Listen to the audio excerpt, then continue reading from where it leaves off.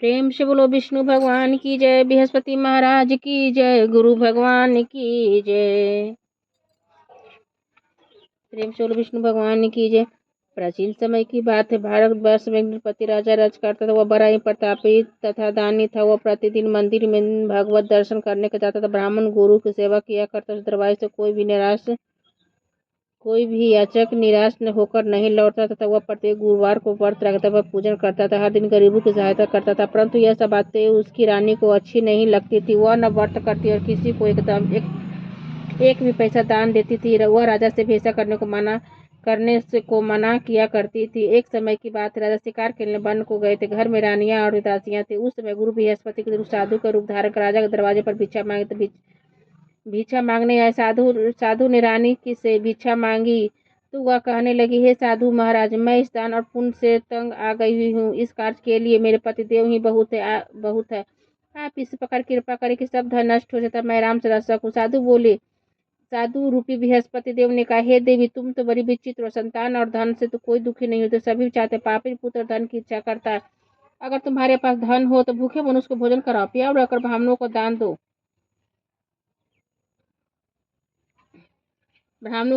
तालाब बावली बाग बगीचे आदि का निर्माण करा। निर्धन मनुष्य कुमारी कन्याओं का विवाह करो और अनेक साथ ही आदि का कर्म करो। इस प्रकार के कर्मों से आपका कुल और नाम परलोक में सार्थक स्वर्ग की प्राप्ति होगी।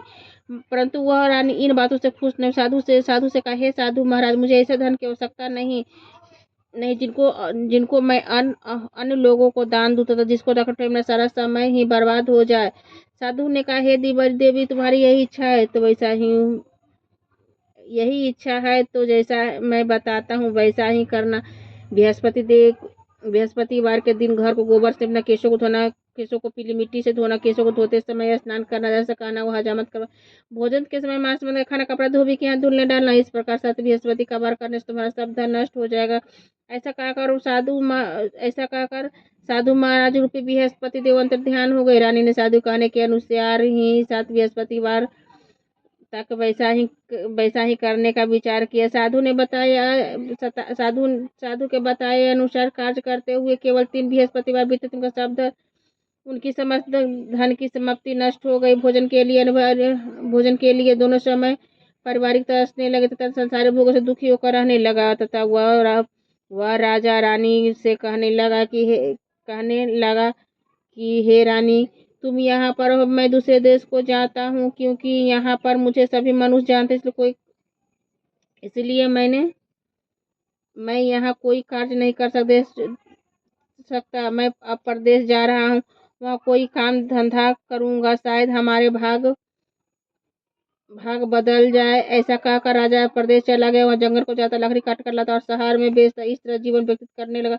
उधर राजा के बिना रानियां और दासियां दुखी होकर रहने लगी। किस दिन भोजन मिलता, किस दिन जल पीकर ही रह जाती। एक समय रानी तथा दासी को 7 रोज भोजन के व्यतीत करना पड़ा तो रानी ने अपनी दासी से कहा, हे दासी, यहाँ पास ही नगर मेरी बहन रहती है, वह हमारी बड़ी धनवान है, तू उसके पास जाओ, सपान से बेजर मांग जिससे कुछ समय के लिए गुजर हो जाएगा। दासी गुजर हो जाएगी। दासी रानी की बहन के पास गए। रानी के बहन उस समय पूजा कर रहे थे। बृहस्पतिवार का दिन था। जब दासी ने रानी को बहन से कहा तो कि हे रानी, मुझे आपकी बहन ने भेजा, मेरे लिए 5 से बेजर दे दो। दासी ने यह बात अनेक बार कहा, परंतु रानी ने कुछ उत्तर नहीं दिया, क्योंकि उस समय बृहस्पतिवार की कथा सुन रही थी। जब दासी और रानी की बहन से कोई उत्तर नहीं मिला तो बहुत दुखी एवं क्रोध है रोटी गाँव रानी के पास जाकर बोली, हे रानी, आपकी बहन तो बहुत बड़ी स्त्री है, वो छोटे मनुष्य से बात भी नहीं करती, इसलिए मैंने उससे कहा। उसने कोई उत्तर नहीं दिया। मैं वापस चली। रानी बोली, हे दासी, इसमें तो कोई दोष नहीं। जब बुरे दिन आते तब कोई सहारा नहीं देता। अच्छे पूजे का पता विपरीत में लगता है। जो ईश्वर का इच्छा होगा, हमारे भाग का दोष है। उधर उधर रानी की बहन ने सोचा कि मेरी बहन की दासी है, परंतु मैं उसे नहीं बोली से वो बहुत दुखी हुई होगी। कथा सुनो। विष्णु भगवान को पूजा समाप्त कर भगवान के घर आई और कहने लगी, हे बहन, मैं बृहस्पतिवार का व्रत कर रही थी। तुम्हारी दासी हमारे घर आई थी, परंतु जब तक कथा होती है तब तक हम लोग ना उठते हैं ना बोलते, इसलिए मैं ना बोली। कहो दासी क्यों आई थी? रानी बोली, बहन हमारे घर अनाज नहीं, सब ऐसे तुमसे कोई बात छिपी नहीं, इस कारण मैंने दासी को तुम्हारे पास 500 रुपये लेने के लिए भेजा था। रानी की बहन बोली, बहन देखो बृहस्पति भगवान मनोकामनाएं पूर्ण करते, देखो शायद तुम्हारे घर में अनाज रखो। या सुनकर दासी घर के अंदर गए। वहाँ एक हरा बेजर से भरा मिल गया। वो बड़ी हैरानी हुई, क्योंकि उसने एक एक बर्तन देख लिया था। उसने उसने बाहर आकर रानी को बताया। हे दासी अपनी रानी को आकर बताया। दासी अपनी रानी से कहने लगी, हे रानी, वैसे हमको जवान नहीं मिलता, रोज व्रत करते से व्रत की विधि और कथा पूछ ली जाए, व्रत कैसे करना चाहिए, कथा पूछ ली जाए तो हम भी किया करेंगे। दासी के कहने पर रानी ने अपनी बहन से बृहस्पतिवार के व्रत के बारे में पूछा। उसकी बहन ने बताया। रानी की बहन बृहस्पति को सूर्योदय से पूर्व उठकर स्नान करके बृहस्पतिवार का व्रत करना चाहिए, लेकिन उस दिन सिर नहीं धोना चाहिए। बृहस्पतिवार के व्रत में चने की दाल मुनक्का से विष्णु भगवान के केले में की जड़ में पूजन करे तो दीपक जलावे। उस दिन एक ही समय भोजन पीले खाद्य पदार्थ का करे तथा कथा सुने। इस प्रकार करने से भी गुरु भगवान प्रसन्न होते, अन्न धन देते, मनोकामनाएं पूर्ण करते हैं। व्रत और पूजन की विधि बताकर रानी की बहन अपने घर लौट आई। रानी और दासी दोनों निश्चय किया कि बृहस्पति भगवान का पूजन जरूर करें। 7 रोज के बाद बृहस्पतिवार व्रत रखा। गुरुसवार में जाकर चना गुड़ भी तुलसीदास केले के जड़ तथा विष्णु भगवान का पूजन की। अब भोजन के लिए भोजन पीला कहाँ से आए? दोनों बड़ी दुखी थे, परंतु उन्होंने व्रत किया था, इस कारण गुरु भगवान प्रसन्न थे। वे 2 थाले प्रसन्न थे। वे एक साधारण व्यक्ति का रूप में 2 थाले पीला भोजन लेकर आओ। दासी को देकर बोले, हे दासी, यह भोजन तुम्हारी और रानी के लिए, तुम दोनों करना। दासी भोजन पाकर बड़ी प्रसन्न हुई। रानी से बोली, चलो रानी जी भोजन कर लो। रानी को इस विषय में कुछ पता नहीं था।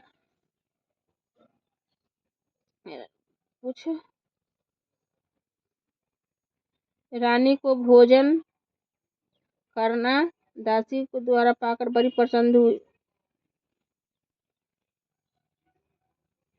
रानी जी भोजन कर लो। रानी को भोजन आने के बारे में कुछ पता नहीं था, इसलिए वो दासी से बोली, तू ही भोजन कर, क्योंकि तू व्यर्थ में हंसी उड़ाती है।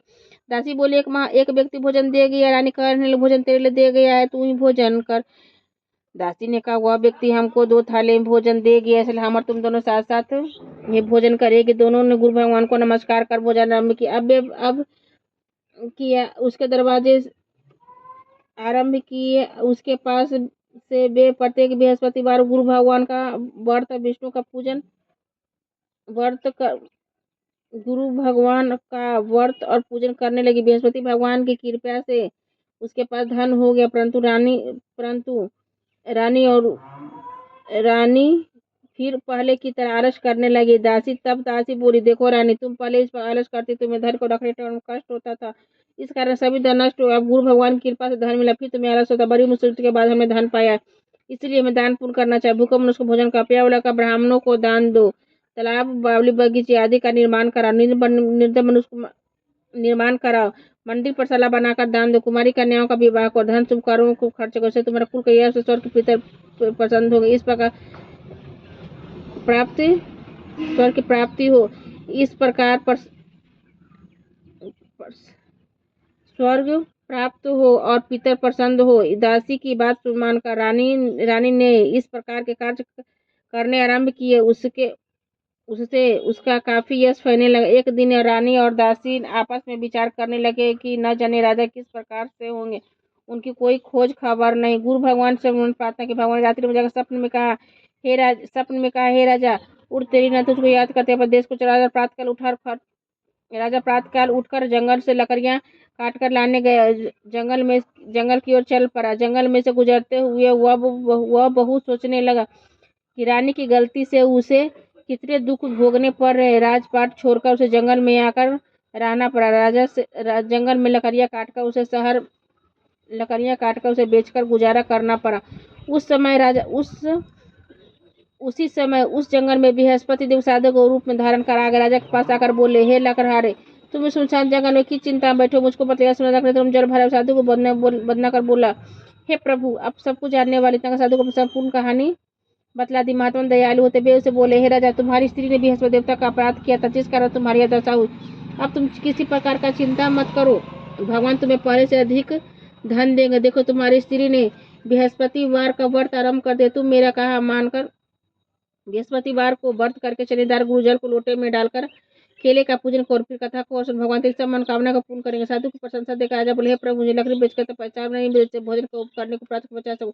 मैंने रात्रि में अपनी रानी को व्याकुल देखे, मेरे पास कुछ भी नहीं है जिसे वो खबर भी मंगा सकूं। फिर कौन सी कहानी कहूँ, वह मुझको मालूम भी नहीं है। साधु ने कहा, हे राजा, तुम किसी बात का चिंता मत करो। बृहस्पतिवार के दिन तुम रोजाना की तरह लेकर लेकर शहर को जाओ। तुम रोज से धन प्राप्त हो, तुम भली बात भोजन करो तो बृहस्पति को सामान मिल जाएगा। बृहस्पति देव की पूजा का सामान मिल जाएगा। बृहस्पति की कहा था, बृहस्पतिवार की कथा इस प्रकार से। बृहस्पति भगवान की जय। प्राचीन काल में बहुत बड़े थे ब्राह्मण, तो उसकी कोई संतान नहीं थी।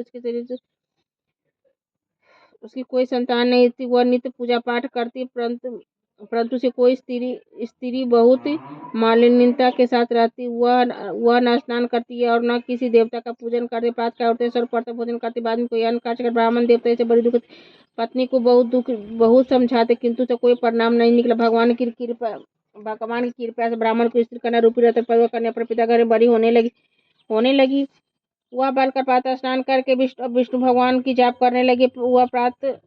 वह बचपन से ही बृहस्पतिवार का व्रत भी करने लगी। पूजा पाठ को समाप्त कर सूर्य मुट्ठी में जो भाग लेकर प्रसाला के मार्ग में डालती जाती, तभी सोने को लौटकर बिल का घर ले आती थी। एक दिन वह बाल का सूप में सोने से फटक साफ कर रही थी कि उसकी माँ ने देख लिया और कहा, हे बेटी, सोने से फटकने के लिए सोने का सूप होना चाहिए। दूसरे दिन गुरुवार था, उसका व्रत रखा। बृहस्पति से प्रार्थना करके कहा, हे प्रभु, मैंने सच्चे मन से पूजा की हो तो मेरे लिए सोने का सूप दे दो। बृहस्पति देव ने उनकी प्रार्थना स्वीकार कर रोजाना तरह का वो करने जो फैलाती हुई जाने लगी। स्कूल से लौटकर जब जो बीन रही थी तो बृहस्पति के पास सोने का सूप मिला। उसे घर ले आए, उसे जो साफ करने लगी, परंतु उसका माँ का वही ढंग रहा। एक दिन की बात है, वह कन्या सोने का सूप में जो साफ कर रही थी। उसी समय उस नगर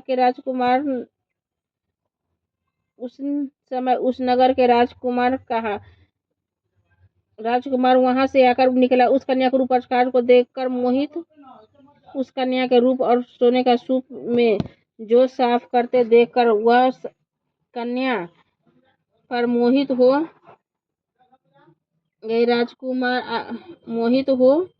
गया। राजमहल आकर वह भोजन तथा जल त्याग कर उदास होकर लेट गए। राजा को राजकुमार द्वारा अन्न जल त्यागने का समाचार ज्ञात हुआ तो अपने मंत्रियों के साथ उसके पुत्र के पास गए। बोला, हे बेटा, तुम्हें किस बात का कष्ट, किसने अपमान किया था और जो कारण से मैं वही बात कारण हो तो मुझे बताओ।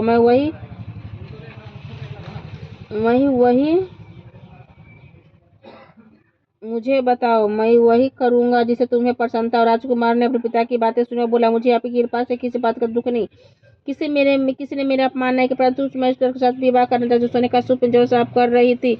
यह सुना आश्चर्य में पड़ गया और बोला, हे बेटा, इस तरह कन्या का पता तुम ही लगाओ, मैं उसके साथ विवाह कर दूंगा। राजकुमार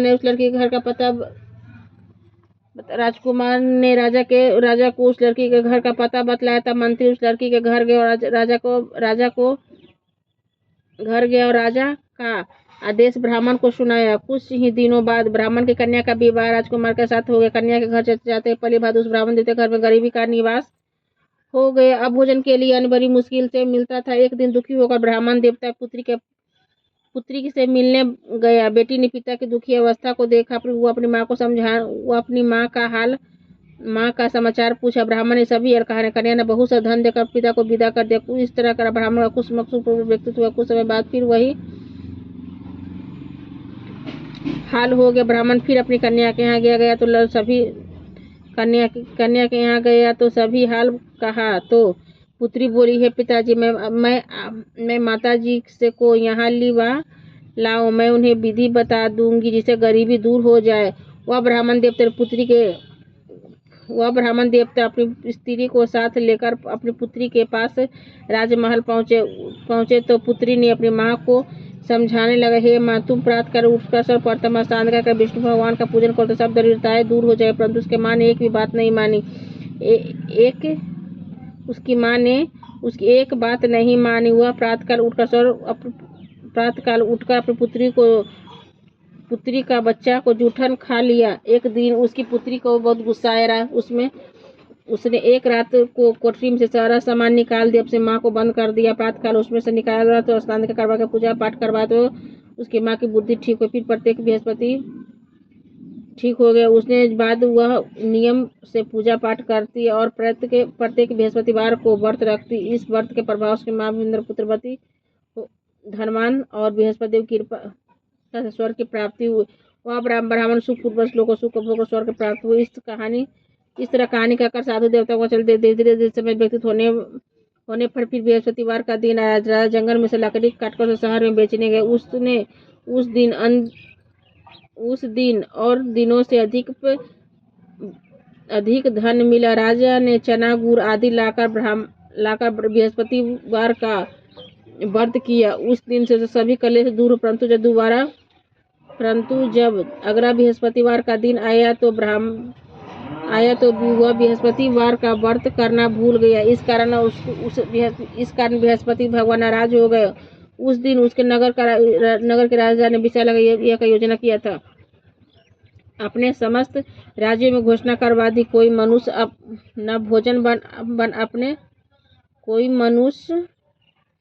मनुष्य अपने घर से भोजन न बनाए तथा आग भी न जलाए। समस्त लोग मेरे यहाँ भोजन करने आवे। इस आज्ञा को जो न मानेगा उसे फांसी की सजा दी जाए। इस तरह घोषणा संपूर्ण राज्य में सभी वासी को राजा के भोज के सम्मिलित हुए, लेकिन लकड़हारे कुछ देर से पहुंचा, इसलिए राजा उनको अपने साथ लिवा ले गए। जब राजा लकड़हारे को भोजन करवा रहे थे कि रानी की दृष्टि खुट्टी पर जो हार लटका हुआ दिखाई नहीं दिया। रानी ने निश्चय किया कि मेरा हार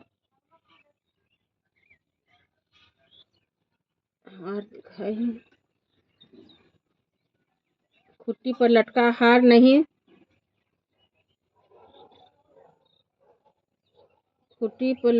दिखाई दिया। रानी ने नीचे किया कि मेरा हारी से मनुष्य लकड़हारे ने चुरा लिया। उसी समय पुलिस को बुलाकर उसे जेल में डलवा दिया। जब राजा खाने पड़ गए तो बहुत दुखी होकर विचार कर न जाने कौन सा पूजन में दुख प्राप्त हुआ। उसी साधु को याद कर जंगल में मिला था। उस समय तत्काल बृहस्पति साधु के ऊपर प्रकट हो गया। उसकी दशा देखकर कहने लगे, मूर्ख, तूने बृहस्पति देवता की कथा नहीं कही जिसका तेरा दुख प्राप्त हुआ। चिंता मत कर, बृहस्पतिवार के दिन खाने दरवाजे पर 4 पैसे मिलेंगे, जिससे बृहस्पति का पूजा करना तेरा सभी कष्ट दूर हो जाएगा। अगले दिन बृहस्पतिवार उसे जेल के द्वार पर 4 पैसे मिले। राजा ने पूजा का सामान मंगवाकर कथा कही और प्रसाद बांटा। उस रात्रि को बृहस्पति देव ने उस नगर के राजा के स्वप्न में कहा, हे राजा, तूने जिस आदमी को जेलखाने में बंद कर दिया है निर्दोष, वो राजा से छोड़ तेरा रानी के हार उसी खुट्टी पर लटका होगा, तो ऐसा करने मैं तेरा राज्य को नष्ट कर दूंगा। इस तरह रात्रि को सारा स्वप्न को देखा। प्रातःकाल उठा और खुट्टी पर हार नष्ट कर दूंगा। इस प्रातःकाल उठा और खुट्टी पर हार देकर लकड़हारे से क्षमा मांगी। राजा को सुंदराभूषण देकर विदा कर दिया। गुरुदेव के आज्ञा से राजा अपने नगर को चल दिया। जब राजा नगर के निकट पहुंचे तो बड़ा आश्चर्य हुआ। नगर पहले से अधिक भाग तरफ हुए। धर्मशाला बहुत से मंदिर आदि बन गए थे। राजा ने पूछा,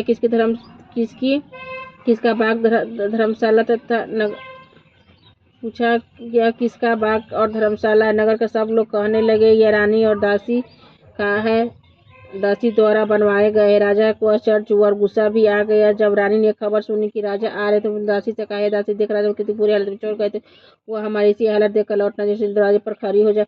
रानी के आज्ञा अनुसार दासी दरवाजे पर खड़ी हो गई। जब राजा आए तो साथ लिवा ले गई। तब राजा ने क्रोध कर तलवार निकाले, पूछने यह बताया धन तुम्हें कैसे प्राप्त हुआ है। तब रानी ने यह बताया, धन समय बृहस्पति को प्रभाव से प्राप्त हुआ है। राजा ने यह निश्चय किया कि 7 रोज के बाद तो सभी बृहस्पति की पूजा कर, परंतु दिन में 3 बार व्रत के राजा हर समय दान बंदे 3 बार कहानी का। एक रोज राजा विचार करने चलो अपनी बहन के यहाँ। इस तरह राजा घोड़े पर सवार अपनी बहन के यहाँ चलने लगा। मार्ग से देखा कुछ आदमी मूर्ति को ले जा रहे हैं। उन्हें रोकर राजा कहने लगे, भैया मेरी बृहस्पतिवार की कथा सुनो। वे बोले, लो हम आदमी मर गए परंतु इनको कथा है, परंतु कुछ आदमी कहो सुनेंगे तुम्हारे सुनेंगे। अच्छा कहो, हम तुम्हारी कथा को सुनेंगे। जब राजा ने दान लेकर जब आधा आधा आधा है तो मुर्दा हिलने जब कथा समाप्त होकर राम राम करके वो मनुष्य राम राम करते हुआ मुर्दा खड़ा हो गया।